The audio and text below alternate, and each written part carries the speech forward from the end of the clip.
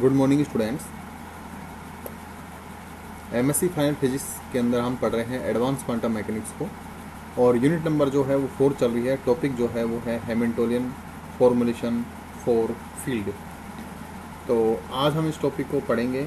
इससे पहले हमने आयलर लैग्रेंज इक्वेशन पढ़ ली थी, और इसका कोवेलेंट फॉर्म आप लिख सकते हैं आसानी से, कोई दिक्कत नहीं आएगी आपको नॉर्मली। यदि फिर भी आपको दिक्कत आती है कि आप कोवेलेंट फॉर्म नहीं लिख पाते हैं तो मेरे को बता दीजिए।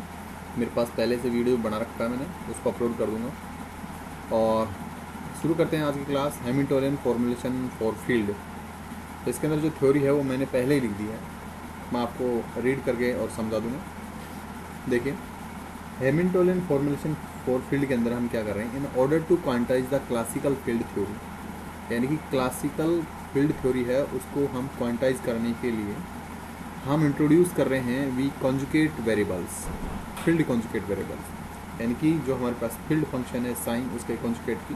Hair we are dealing with the system with infinite number of degree of freedom corresponding to the value of the field psi R T.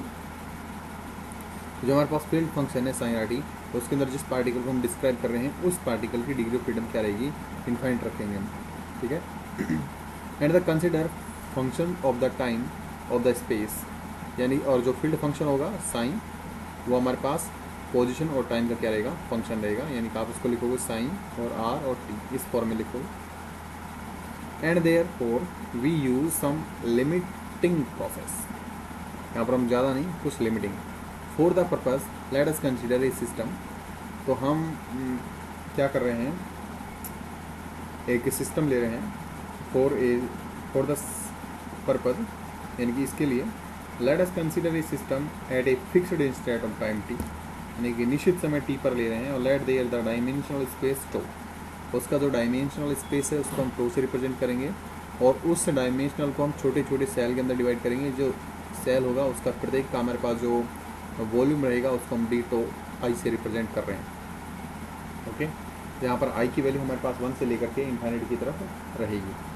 और आगे है so that the system is now specified by countable degree of freedom, और जो system होगा उसको हम specified और countable degree of freedom के अंदर लेंगे। जैसे कि हमने जनरलाइज कोऑर्डिनेट्स क्यू के लिया है, तो साइन आई एक फील्ड फंक्शन रहेगा, आई की जो वैल्यू है 1 से लेकर के एन, और एन यहाँ पर क्या है, काउंटेबल है।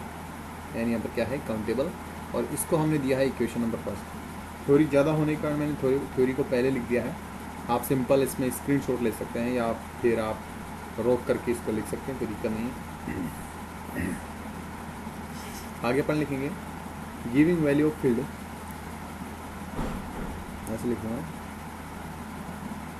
Given value of field, value of field in each cell, which is suitable, which is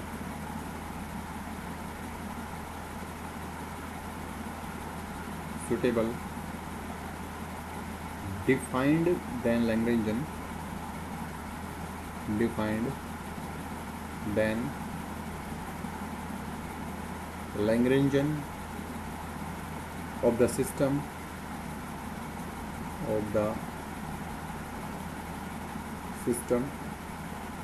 may be defined as may be defined as, okay. तो आपके पास जो लैग्रेंजियन होगा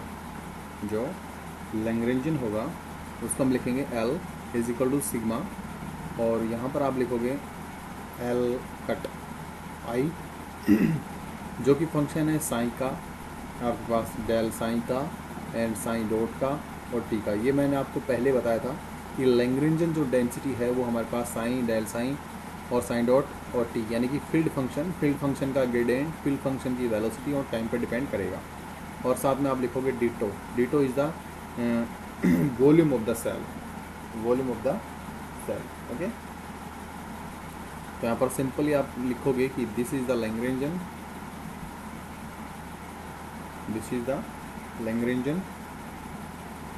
and this is the Lagrangian density, Lagrangian density.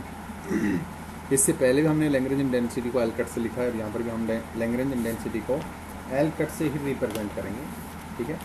और यहाँ पर हमारे पास जो L होगा इसको आप सिंपल ऐसे लिख सकते हैं, L is equal to sigma and L cut I and D top, यानी कि बिना फंक्शन के। इसको आप इक्वेशन नंबर फर्स्ट दे दीजिएगा, इसको आप इक्वेशन नंबर सेकंड दे दीजिए। वैसे इक्वेशन नंबर फर्स्ट डायरेक्ट करने इसको नहीं देंगे, यही सेम है। And L i is the Lagrangian density मैं बता चुका हूँ। और जो डेल्टा टो आई है वो हमारे पास nth ith सेल का क्या है, वॉल्यूम है। And the momentum conjugate of the field, the momentum pi, the momentum pi, जिसको आप बोलोगे conjugate to qj, conjugate of qj, okay, are defined as।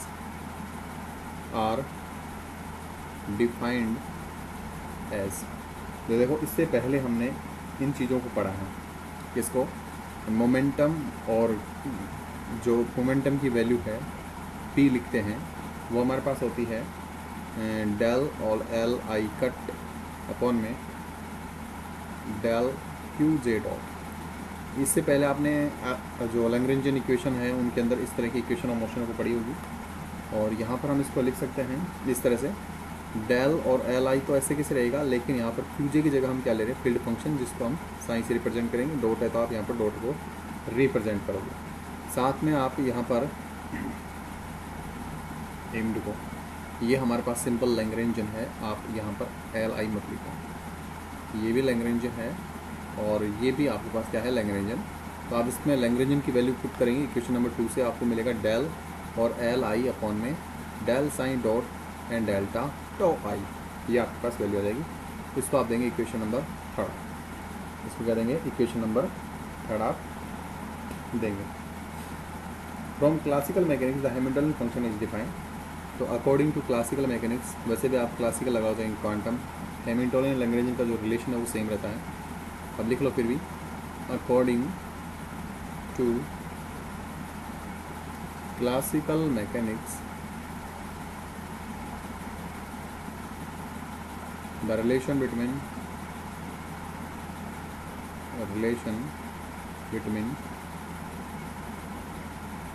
Lagrangian and Hamiltonian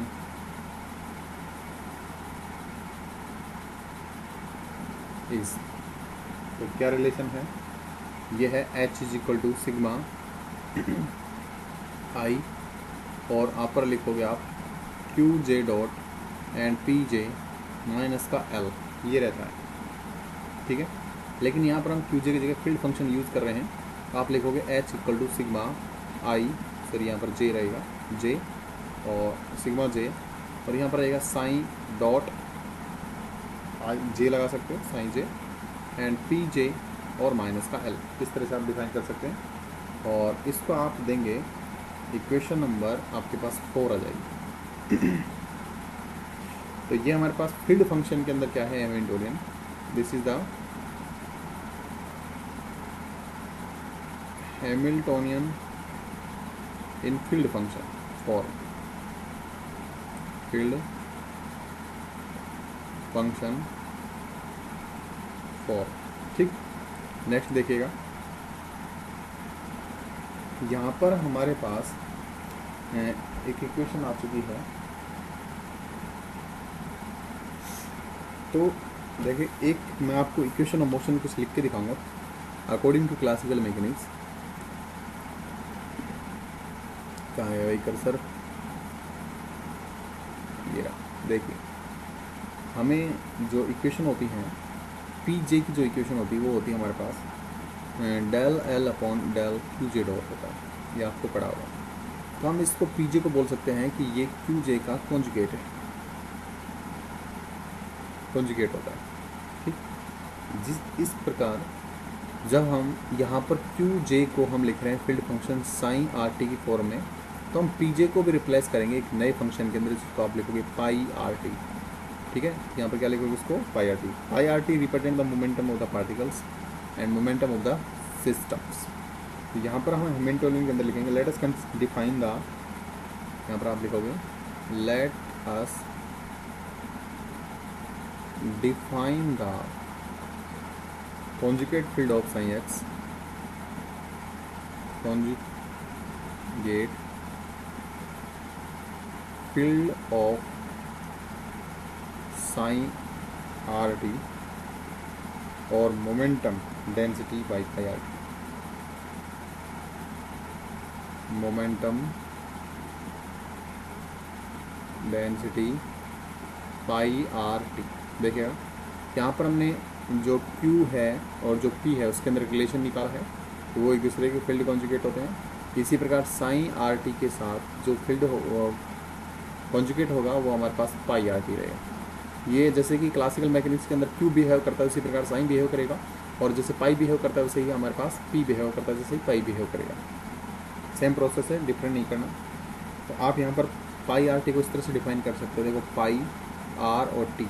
यहाँ पर आप देखिएगा पी जे को आप कैसे लिख रहे हो, del L upon del Q जे डॉट, तो इसको आप क्या लिखोगे, इसको आप लिखोगे डेल और एल अपॉन में डेल साइन डॉट लिखोगे, सिंपल। ठीक है ना, क्या लिखोगे, साइन डॉट। इसको इक्वेशन दे देंगे आप समीकरण नंबर 6 एंड द इक्वेशन 3 भी केम एस। तो अपने पास इक्वेशन 3 है जिसके अंदर हमने पी की वैल्यू निकाली, पी जे की वैल्यू निकाली, उसकी बात करते हैं। तो उसके अंदर हमारे पास देखो जो पी आप लिख सकते हो बाई इक्वेशन 3, तो आपके पास पी आई की वैल्यू आई थी del L upon del L cut upon and del psi dot और डी टो। तो वहाँ पर आप लिख सकते हो पाई आर और टी, इसको भी आप आई लगा लीजिए और यहाँ पर आप लिखोगे delta tau I. Equation number 7 दे दीजिएगा, हमारे पास इक्वेशन नंबर 7 आ गई है। अब देखिए इस इक्वेशन नंबर 7 को हम हैमिल्टोनियन के अंदर पुट करना चाहेंगे।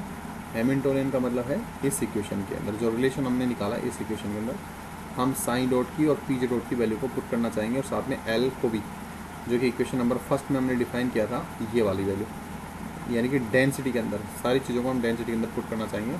तो हम पुट कर रहे हैं इक्वेशन नंबर 7 को इक्वेशन नंबर 4 के अंदर। Equation number 1, equation number 7 put in equation number 4।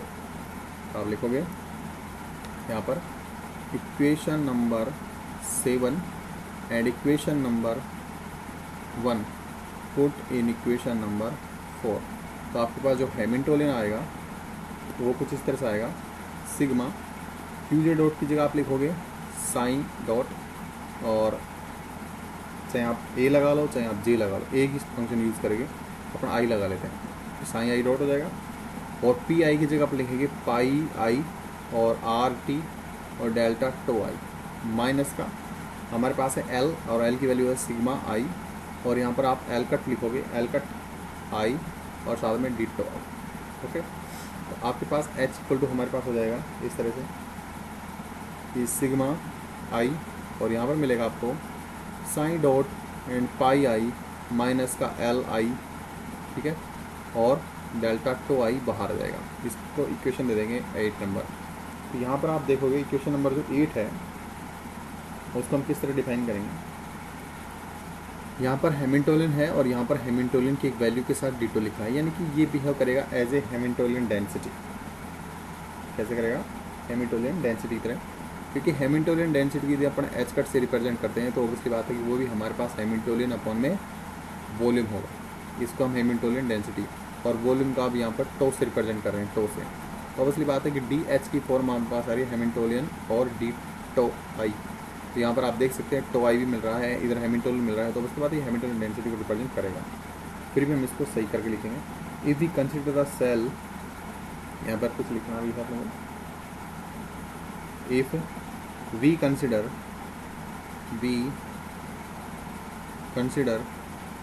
the cells to be infinitesimal, यानी कि सूक्ष्म है,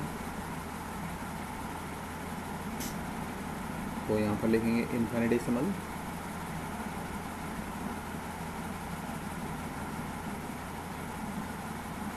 इसका मतलब होता है सूक्ष्म, then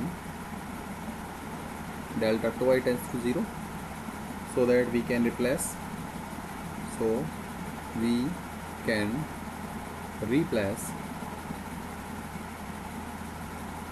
the cell summation sigma लिख सकते हो by volume integral,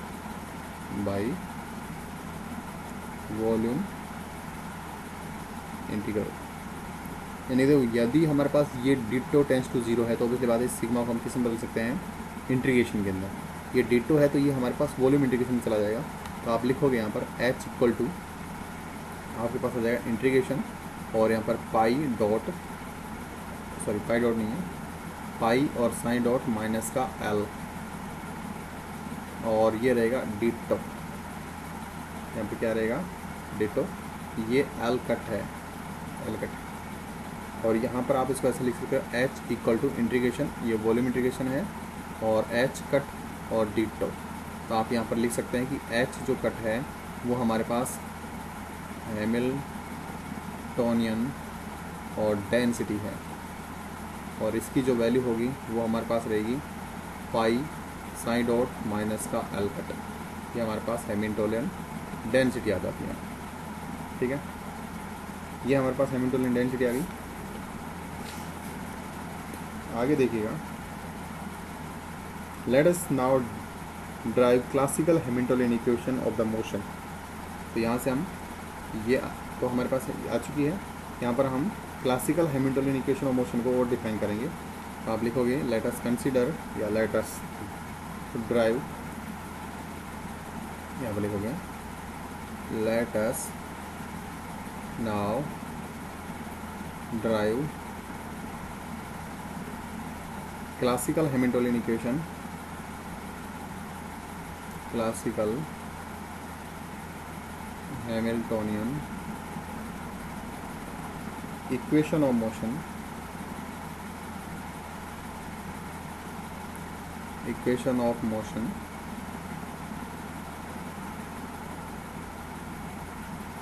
the variation L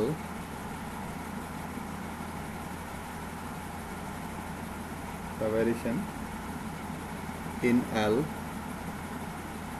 cut produced by variation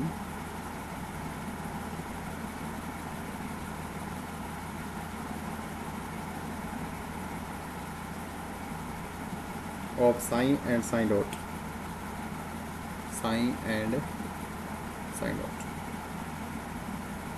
तो अपन लिख सकते हैं कि लैग्रेंजन जो है चिन्ह, लैग्रेंजन जो है इसको आप एल से लिखेंगे, L is equal to is the function of psi and psi dot, इस तरह से आप लिखोगे।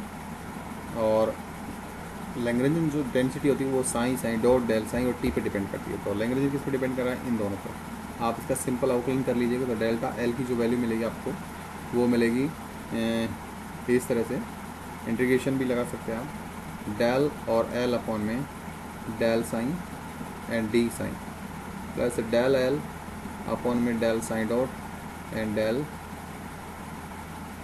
इसको आप डेल से रिप्रेजेंट करेंगे, डेल निकाल रहे हैं अपन डेल निकाल रहे हैं तो डेल लिखाएंगे, तो साइन और साथ में अपने पास आएगा डी टो आई। ठीक है, और इसको आप इक्वेशन नंबर दे देंगे 12, कितना दे देंगे, इक्वेशन नंबर 12 आप दे देंगे।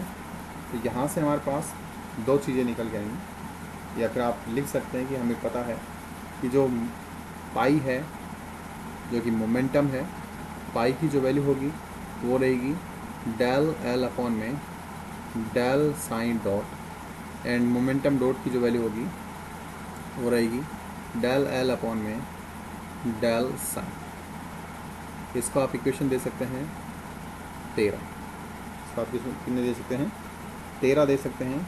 और यहाँ पर ये जो value del L upon del psi, इसको आप क्या लिखोगे पाई डॉट से, और इसको क्या लिखोगे पाई से, यानी कि 13 को आप सिंपली इक्वेशन नंबर 12 में रख दीजिएगा। तो जो वीडियो है वो काफ़ी बड़ा चला जाएगा, ठीक है, इसलिए हम इस क्लास को यहीं समाप्त करते हैं, और इसके आगे की जो क्लास होगी इसमें हम यहाँ पर फील्ड फंक्शन और इक्वेशन ऑफ मोशन को क्या करेंगे डिफाइन करेंगे। तो आज की क्लास के लिए इतना ही, मिलते हैं अगली क्लास में, तब तक के लिए गुड डे।